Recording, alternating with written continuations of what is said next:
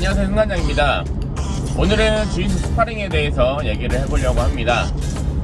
대부분의 주짓수 체육관들은 처음 입관을 한 순간부터 첫날부터 스파링을 하는 경우가 굉장히 많죠. 하지만 이제 그레이시 주짓수 같은 경우는 대부분 많이 오해하고 계시는 부분이 이제 블루벨트를 딸 때까지는 스파링을 하지 않는다라고 많이들 생각을 합니다. 이 부분은 좀 오해가 있는 부분이고요. 블루벨트를 딸 때까지 스파링을 하지 않는 건 아니고요. 컴배티브 벨트라는 벨트를 취득을 하고 나서는 바로 스파링을 진행합니다. 심지어 어떤 분들은 그레이시 주짓수에서는 아예 스파링을 안 한다고 생각하는 분들도 계시더라고요. 그래서 이제 가끔 만나보면은 야 근데 그레이시 주짓수는 스파링 안 하지 않아? 막 이렇게 물어보시는 분들이 가끔 있어요. 왜 그런 오해가 생겼는지 모르겠는데 어쨌든 이제 다시 본론으로 들어가서, 자, 여러분들은 첫날부터 스파링을 하는 거에 대해서 어떻게 생각하시나요? 저도 예전에 이제 플로우짐으로 이제 학생들을 지도했을 때는 첫날부터 스파링을 시켰던 적도 있고요. 이후에는 일주일에서 한 2주 정도 지나고 나서 이제 스파링을 진행을 했었습니다. 근데 지금 와서 다시 돌이켜 생각해보면 정말 미련한 짓이었다고 저는 생각을 합니다. 학생들이 정말 많이 다쳤는데 그럴 수밖에 없다고 진짜 저는 지금 너무 많이 느끼고 있거든요. 그래서 그 부분에 대해서 좀 얘기를 해보려고 합니다. 대부분의 이제 체육관들에서 이제 첫날부터 이제 스파링을 진행하고, 심지어 그거에 대해서 굉장히 큰 자부심을 느끼는 지도자분들도 계십니다. 조금 생각을 빨리 바꾸셔야 됩니다. 큰일 납니다, 진짜로. 왜냐면 제가 지금도 이제 운전을 하고 있죠. 운전하고 있는데, 자, 운전이랑 비유를 해서 말씀을 드리도록 하겠습니다. 어떤 한 명의 사람이 있고요. 이 사람이 아직 운전을 전혀 해본 적이 없고 운전면허도 없는 사람입니다.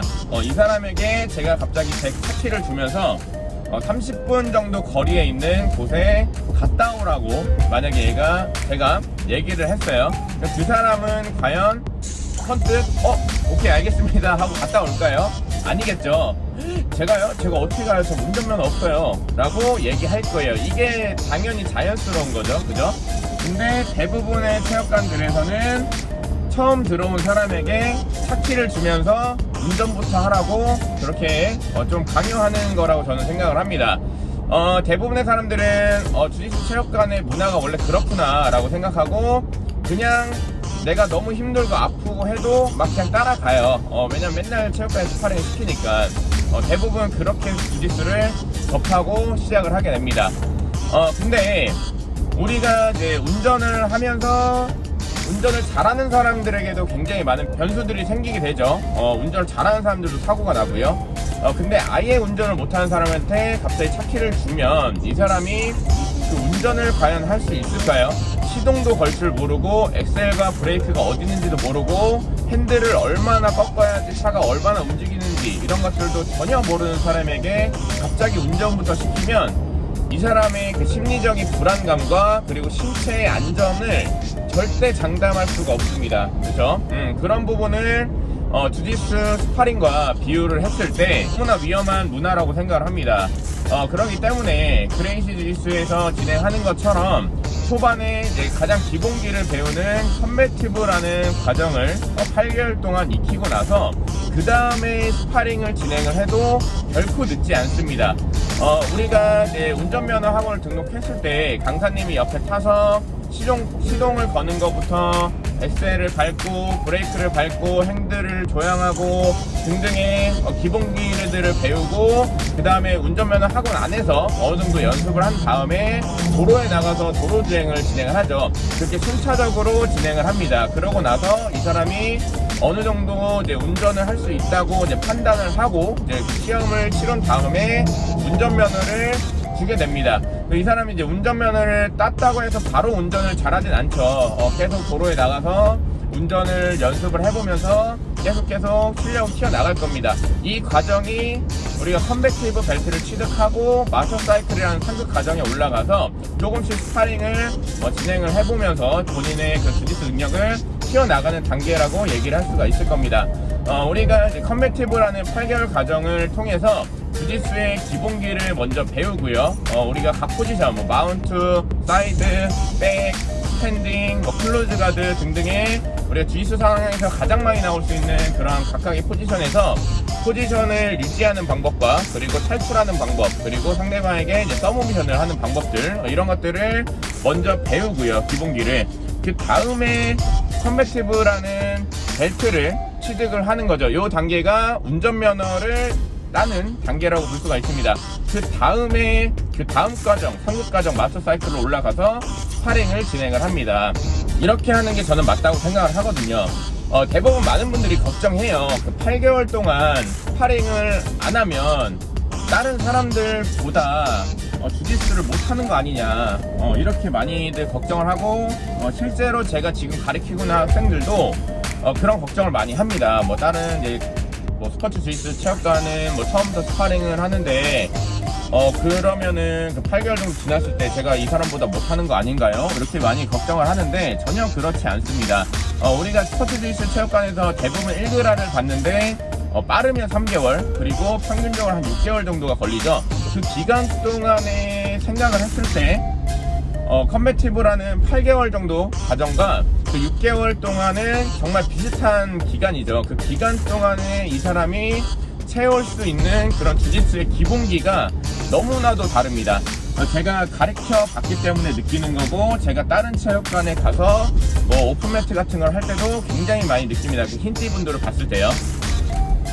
그 컴배티브 벨트를 취득하고 그 다음에 마스터 사이클로 올라가서 스파링을 진행했을 때 늘어가는 그 학생들의 레벨업 속도가 굉장히 빠릅니다. 왜냐면은 기본기를 탄탄하게 이미 만들어 놓고 그 위에다 기술을 쌓아가고 스파링을 진행하는 거기 때문에 대부분 스포츠 주짓수 체육관에서 신규 학생들에게 스파링을 바로 시켰을 때 학생들이 어떻게 스파링 하던가요? 기술적으로 스파링 하나요? 전혀 그렇지 않죠. 기술을 아예 전혀 모르고 포지션에 대한 개념이나 뭐 이런 것들이 아예 없기 때문에 힘으로 싸웁니다. 힘으로 막 도복 잡고 막 힘으로 막 붙들고 막 서로 막 어떻게든 막 찍어 누르려고 하고 막 힘으로 싸우게 돼요. 전혀 기술이 늘 수 없는 상황이죠. 그죠? 뭐 경쟁력은 늘 수가 있을 거라고 생각합니다. 뭐 전투력이라고 해야 되나요? 그런 건 늘 수가 있을 건데 기술적으로는 전혀 늘 수가 없습니다. 물론 그 이후에 기술도 배워가면서 조금씩 적용시키면서 이게 조금씩 늘어가겠죠. 근데 그 과정이 저는 아까 말씀드렸던 것처럼 차키를 두고 바로 운전을 하라고 그냥 이 사람들 도로로 그냥 내보낸 거랑 똑같다고 생각해요. 이 사람이 다른 차도 한번 박아보고 인도 위로도 한번 올라가보고 전봇대도 박아보고 이렇게 하면서 이런 상황이 위험한 거구나, 이렇게 하면 안 되는구나, 이런 것들을 정말 그냥 실전으로 다 배우면서 살아남아야지만 운전을 할 수 있게 되는 거, 이렇게 생각을 합니다.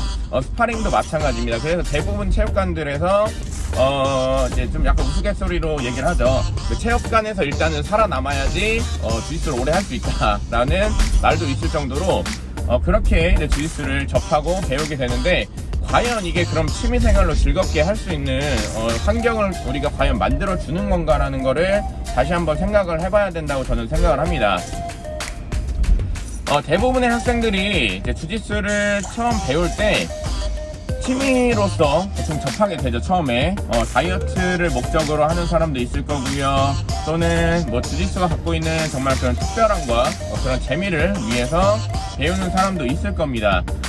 이런 사람들에게 주짓수의 재미를 느끼게 하기도 전에 너무 아프고 힘든 것부터 가르쳐주고 있다고 저는 생각을 합니다. 그러다 보니까 그렇게 오랫동안 주짓수를 진행을 하면서 블루벨트까지 가는 사람도 확률적으로 봤을 때 한 10명 들어온다고 했을 때 한두 명 정도밖에 없죠. 저는 이게 문화가 바뀌어야 된다고 생각을 합니다. 학생들의 안전을 위해서도. 자, 오늘 영상은 여기까지고요. 제 영상이 유익했다면 구독과 좋아요 눌러주시기 바랍니다. 감사합니다.